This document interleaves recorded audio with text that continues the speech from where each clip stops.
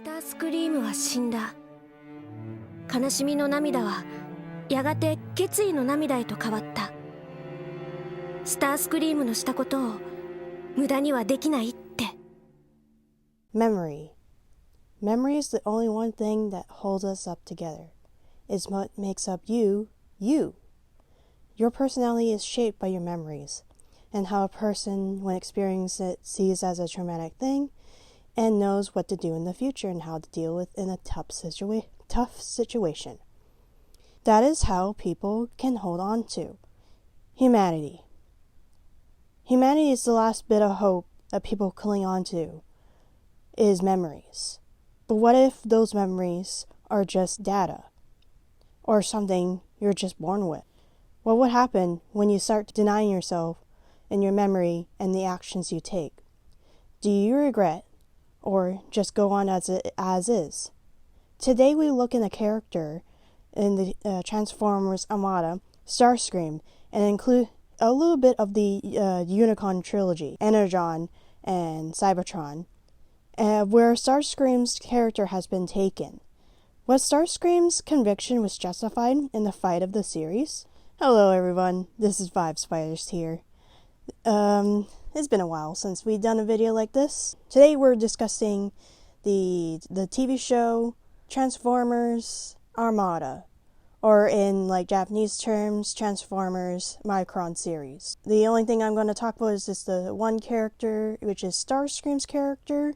Mainly focus on the first season series is just Armada, and why his character arc is one of the best series, and tragic story and sacrifice go against the great cause before the events of Armada and during the events in Armada, and what happened after the aftermath of, spoiler alert, in Energon and Cybertron. Also, I think you should watch Common and Din's Cam's video on Starscream's Armada's video. I'll link their video in the description as needed, as their video is probably be better than mine.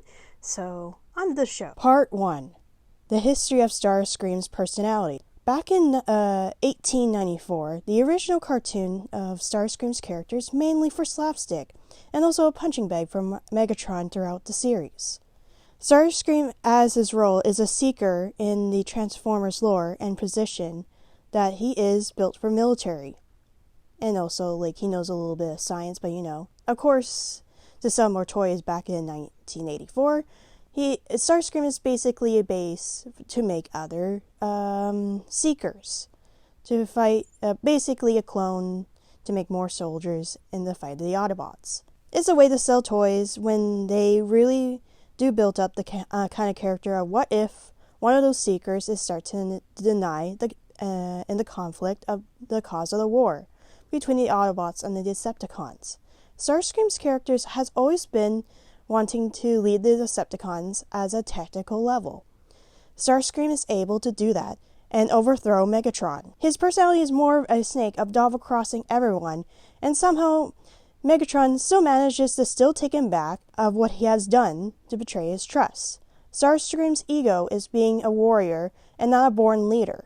It shows in the continuity of all the Transformers series. Starscream is not able to understand how much sacrifice a leader has to do. In the series of Armada, it shows what happens if Starscream ever becomes a leader. Originally, it was going to be Starscream who was going to have the conflicting feelings, but it all went off to the character Thundercracker's personality. And also in the lore and the bio of Thundercracker's, it's just moving on. In the lore of his spark, as you see in this scene. I've been a warrior ever since my spark left the Iacon chamber, and I was merged into the army of Megatron. The only difference between me and an Autobot is the way we do battle and the code of the Decepticons. I guess I'm starting to get a little confused. He's always programmed to be as a Decepticon warrior, regardless of what choice he makes. Optimus Prime says himself in Energon after Demolisher becomes a new leaf and still betrays the Autobots after 10 years, still sides with the Decepticons again. Optimus, learning his lesson from Armada, from Starscream and Sideways, the Decepticon is a Decepticon. Even when they're a program of data and a robot, what would happen if a Decepticon is able to make the right choice? Or will they go back to be mistreated again? Starscream's dilemma of what he chooses to fight on the wrong side. Currently in the war is going on for millions of years and has taken a toll on Starscream, where the point where he prefers the war to be done. Understandably, knowing a Decepticon who knows nothing else but war, he never got to learn what would happen after the Decepticons win the fight. Starscream has never got the time to see his surroundings and to seeing Earth or the universe, and seeing the Earth as beautiful. In that episode Mars, Starscream temporarily joins the Autobots after he got betrayed by Megatron in the episode Sacrifice. Starscream felt abandoned and used by Megatron and Thrust to get the Requiem Blaster. Thus he was locked out, getting back to the lunar base, and now banged up and flying all back himself through probably a lot of asteroids and a lot of stuff, debris coming back without a warp gate. With all the rage inside, mostly being a laughingstock for most of the show, Starscream has been going through so much mistreatment from Megatron, and doesn't understand the point of serving Megatron. It doesn't help that in this episode Rebellion, where in the episode Megatron was the most brutal against Starscream than any other character in the series, calling Starscream names like a failure and just getting beaten down by Megatron, and he just takes it in like he always used to for millions of years. Starscream for the entire series of Armada want to be praised for his victories, but Megatron is not willing to give his win because it would defeat his purpose as a warrior or a soldier. Megatron wants him to break down everything what Starscream is, his moral, so he can be Megatron's puppet. Starscream just lets him do it, but the episode Regeneration is where he places his foot down and says to Megatron, enough, and temporarily joins the Autobots. After saving all the minicons in one of the best episodes, Rescue, Starscream is still disappointed that all he ever wants is to defeat Megatron once and for all. So the pain and suffering of Megatron stops, and the whole war against the Autobots and the Decepticons stops as well. Starscream is too overeager to end the war so quickly as possible. However, in an instance, Optimus shuts down the idea as a foolish errand, as Optimus prefers small victories, as saving the minicons is a main priority. That is kind of how in episode Sacrifice happened in the first place. In the episode Mars, where Starscream just goes ham on those rocks in the canyon and do a little remodeling with the Star Saber sword, he's so much in this distress of Optimus Prime's words that he wants to take down Megatron so quickly as possible that Starscream realizes the first time what he's surrounded by. He just knows how much fear, if he ever sees Megatron again, he's going to get hurt. Though the show is accurate to the sub and dub, I will go through the points where the difference between the sub and dub. In the Japanese version, when he sees a meadow in the canyon, he's paused for a moment and doesn't say anything. He just pauses. And then Alexis comes down, the main female human character comes down. She says that you stop attacking. She told Starscream that they were beautiful, right? And then, even though Starscream's personality is way too stubborn, kind of Tsunade kind of feelings, he just walks away, of course, because he'd rather be alone. For the first time in his life, he's able to see himself as a world as beautiful. For the first time, he's able to see an understanding of what's more to protect than a silly war that's meaningless. That is why he's able to connect to humans and the children, such as the minicons.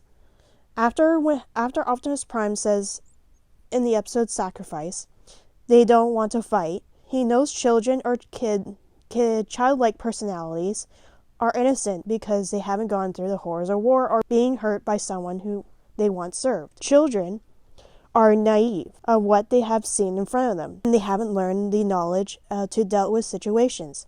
That is why he's able to connect with them in a better way than his fellow Autobots and the Decepticon.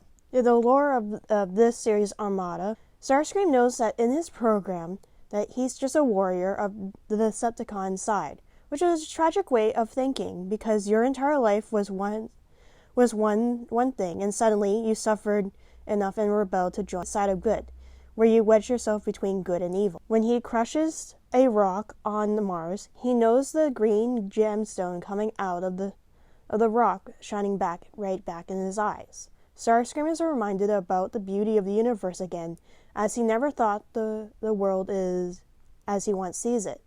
As Jetfire finally finds Starscream looking pathetic as usual, in the help of the Minicons, Jetfire knows that it had enough of Starscream's stubborn attitude, and just wants to abort the mission and go back Earth, as seeing Starscream does not want to cooperate with him. Jetfire tells him an amazing speech that Starscream and everyone in the Autobots need to work together as a team, and everyone gets treated equally. The look on his face tells us that all he wished he would be treated like that was all the Decepticons, and as the first time, instead of being a warrior, he's treated as a friend or a brother, which surprised the stubborn Starscream, as he never thought his comrades as a brother, which influenced the next scene where they found the Minicon on an asteroid, where immediately Starscream is able to influence the Minicon to think for themselves and protecting themselves from the Decepticons. The first time Starscream is able to gain something that no one else could, Starscream, after the events of the episode Mars, is able to have a sense of morality and almost have as close to humanity as possible, as giving the children a gift from Mars, from the rock that he crushed. Even though he does his little personality again of walking away, you have to give Starscream some points of keeping his promise to the children. What's helped the children trust him more. I wish that there was more episodes of Starscream gaining more and more trust of the Autobots and the kids. Just maybe a few more episodes to flesh out Starscream's character becoming soft, or just understanding why the Autobots do what they do, which could have influenced the episode, his decision the episode cracked. To be honest, this episode is the hardest pill to swallow. After all the work he has done, even the Autobots started to trust Starscream. Even the children give him a heartwarming gift to him for getting them something from Earth. Then, not the understanding of the human customs of receiving gifts, it startles Starscream for the first time, because all he wants is revenge. Even when it hurts again to be manipulated by Thrust and the Autobots warp stigma against these Decepticons, when the boom shield Minicons gone missing, all the Autobots suddenly starts to blame Starscream because Billy and Fred saw him talking to Thrust early in the episode. Starscream, when he is used with Megatron, he always has a heart in his heart when he's not able to open up to no one. He's just a soldier for a meaningless cause. Starscream just thinks that he is losing his edge on fighting like a warrior and starts to train himself in fear that he can't fight anymore, or he's becoming soft as a motive of protecting the things that he loves. Even though it wasn't part of the program, the thought of defeating Megatron once and for all by bringing the boom shield and Starsaber sword to Megatron and secretly winning his trust is more tempting than sitting around and becoming soft. It was his choice to become a Decepticon again. In the next episode, he does win Megatron's trust again, but secretly also wants to defeat him as well. Megatron is also having all the items for the most powerful weapon in the universe. Megatron tells Starscream, since he's a traitor, he also wants to destroy the Earth and destroy Optimus Prime along with him. Since Starscream's personality has changed to the point where he's in denial, he thinks back to Earth and all the things he has seen. He hesitates in the scene on whether he can pull the trigger or not. Even though his entire plan was to defeat Megatron on his own, and without the Autobots to help him, the reason why he has gone soft is not because of his actions of joining the Autobots. What he has gained is humanity. The scene of where Megatron asks Starscream to destroy Earth and is hard to watch, because the point of he regrets betraying the Autobots, and most of all, betraying himself and his beliefs. He knows on Earth he has a place for him, like a friend and a shelter. A place for him he is no longer getting hurt by Megatron. And finally, he gets praise and respect that he always wanted. By Starscream destroying Earth, he loses his humanity and the people he cares about. It's not his fault that he is programmed or the data as a Decepticon. It is the people that, like Megatron and other Decepticons, influence his decisions. It's kind of like in real life, in a very toxic relationship, just like Megatron and Starscream specifically. Starscream knows it is bad to stick with Megatron, yet he still compels to follow Megatron's orders because that's what gives meaning to his life. That is why Starscream is still loyal to Megatron. Regardless of mistreatment, he wails at him. When he gains freedom and understanding humanity, Starscream is unable to see the hope through the darkness, and the greed for revenge is stronger than hope. He pays the price of betrayal his humanity and goes back being mistreated again. Part 2. Spoiler learning: the death of Armada Starscream. By this point, I would, if you haven't watched the entire show, which you probably should, do it. I preferably say you watch both at the same time to show there's a huge difference between the Japanese version and the English dubbing, which does influence your ending of the story. So just be mindful, because I am slightly going to talk about a little bit of the Japanese Japanese subbing, I mean.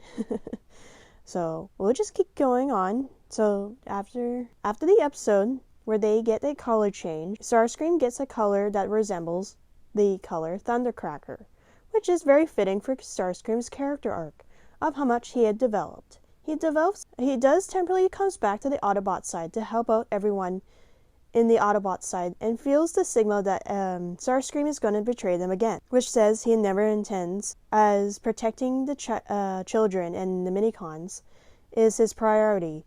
When they are attacking when they are attacked by the Decepticons, Starscream fights with them alone, but is met up with Alexis as she claims that he is her friend. Starscream is surprised that after all the betrayal, that one person still believes in him, and all that takes is to reignite his purpose to fight along the side of good. Even though he is betrayed by everyone, Alexis made an emerald pendant from the rock that she puts around her neck. Starscream's face tells us all that he's happy to see Alexis still kept the stone he got from Mars.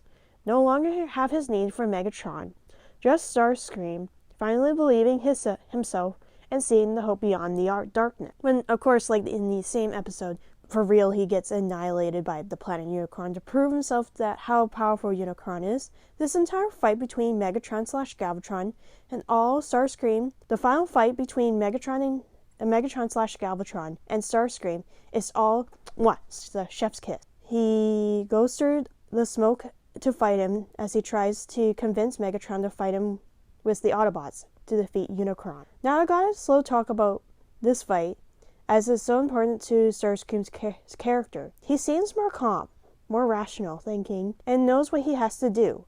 Just right before the fight, he stared at a statue of Megatron for a brief moment, thinking his way through if this is the right thing to do. He knows anyways that he has gained humanity. That's the only thing he clings on to the most. He knows that if Megatron he won't be convinced to join the Autobots against Unicron. He knows in his heart this is a one-way ticket to death of who kills him. He knows he's gonna die, and no one is going in and preventing it. He knows that Megatron is a better fighter than him, but the problem is the saber sword thrust near his spark. He tells his heartwarming speech to Megatron how he was treated underneath him, and straight up tells him that Optimus Prime treats everyone with respect and praise, unlike Megatron, where he uses fear as a tactic to make the people who the Decepticons serves him as a mindless puppet for his own goals. He knows for sure he won't make it out of this, and decides to take out the sword,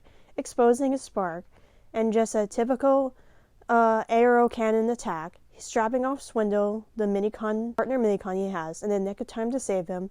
He fires his cannon on the planet Unicron, but at the same time gets blasted, his entire body disintegrated by Unicron. The only thing that's left of Starscream is a winged sword and a crater where he once stood. Then it instantly cuts to Alexis of her pendant shattering, showing our hearts are shattered too, that our boy Starscream is gone, and Optimus tells the children what happened. Then we see his attack is fruitless against Unicron, as it never made it. The children are shocked, as well as Alexis gets comfort from Rad, that not sure why he did it. He wants the greater evil to be defeated as soon as possible. Unicron in all universes is annihilation, the end of existence. Unicron is something outside the level of understanding, like Eldritch Horror. A petty fight between two leaders with the different ideals of how they run a team won't matter to something unexplainable. We can sure tell that the planet-type Eldritch beings were a popular thing at a time, and it possibly influenced a lot of other things. We can can tell that Unicron is tormenting humanity, or just wants to play around with them for a bit until he gets bored. Unicron sees humanity, or the hope of destruction of his own existence. Starscream sacrificed himself for humanity in order for humanity to keep on going. And Megatron/Galvatron, seeing his winged sword left behind, as he is a traitor, he sees Starscream as a great warrior. In the end, his arc was as a Decepticon warrior, but dies as an Autobot. However, it is a depressing when Energon and Cybertron ruin Armada Starscream. Let's just say, in full short, the full-on Unicron trilogy ruined the entirety of the Starscream's character. Granted, Energon takes place 10 years after Armada, but it's depressing when he comes back as an amalgamation or a Frankenstein's monster. Starscream no longer looks like himself, or the person who brought him back, Alpha Q, wiped clean of his memories, and used him as a puppet to fight against Optimus. When he gets brainwashed by Megatron again, goes on his side as a slave once more, because Megatron can do whatever he wants. My god, this dude can't get a break being mistreated, and Megatron won't leave him alone. But he decides doesn't have a choice in this. He is stripped away again, his humanity and his purpose again. However, in Energon, he wasn't fully back as Starscream came back as a plain existence. Rather than, he's just a ghost. Optimus Prime says himself he doesn't even recognize him, which is strange because since Armada Starscream is a different one, we can just say that Energon and Cybertron Starscream is way different from Armada Starscream, and we had to treat Energon and Cybertron Starscream as a whole different Starscream entirely. The memories that once held Starscream together is now gone and buried. The Starscream we now know and love from Armada is gone, and in writing, we can never bring loved ones back to life. That's probably why Starscream in the series of Energon never give him a chance to get his memories back, because there won't be a point to it, as he learned from Demolisher betraying the Autobots in the episode. Since it's better to manipulate a clean mind to do whatever you want rather than confusion. Just like in real life, it's better to manipulate someone who doesn't know any better, and it is cheaper than in going manpower to go war for you. That is the tragic of Armada's Starscream's death. And no matter what we can do, the Starscream we know and love is gone. And the best story ends. It is best that his story ends in the hands of Unicron, and unite to defeat the greater evil. That's all I could ever ask for a character death. Okay, since we're going into Energon and Cybertron, the new Starscream takes on a more villainous role than Armada Starscream ever had, which is fine. It's okay to bring Starscream back the dirtbag vanilla personality that he always has been doing.